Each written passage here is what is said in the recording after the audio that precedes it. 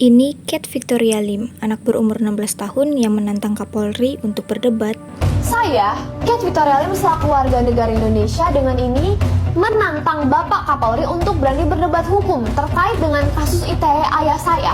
Beranikah Bapak Kapolri yang terhormat? Kate Lim adalah anak dari Alvin Lim, seorang pengacara dan pendiri LQ Indonesia Law Firm yang ditetapkan Polri sebagai tersangka ujaran kebencian karena kontennya yang menyebut Kejagung sarang mafia.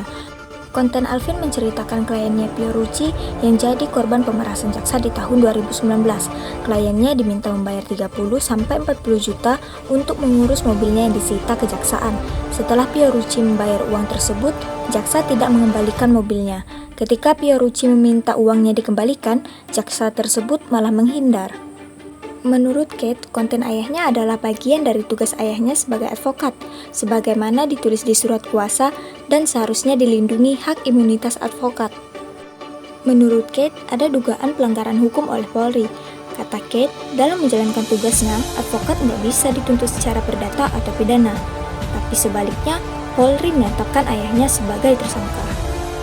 Kate juga bilang polisi sempat memaksa melakukan pemeriksaan ketika kondisi Alvin lagi kritis akibat gagal ginjal kronis stadium 5. Karena alasan ini, Kate Lim tantang Kapolri untuk berdebat. Menurut Direktur Tindak Pidana Siber Bareskrim Polri, Brigjen Adi Vivit Agustiadi Baktiar, penetapan tersangka dilakukan setelah meminta keterangan puluhan saksi dan saksi ahli.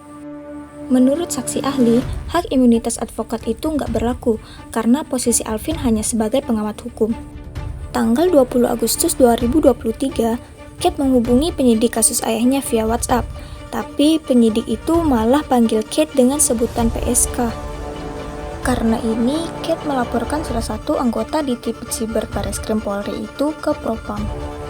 Kate mengucapkan bahwa ayahnya sudah 3 kali masuk penjara dan 3-tiganya itu dikriminalisasi.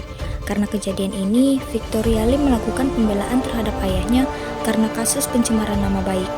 Istri advokat Lim menilai penyidik Bareskrim Polri tidak mau mencari kebenaran material dalam penanganan perkara yang menjerat suaminya ini.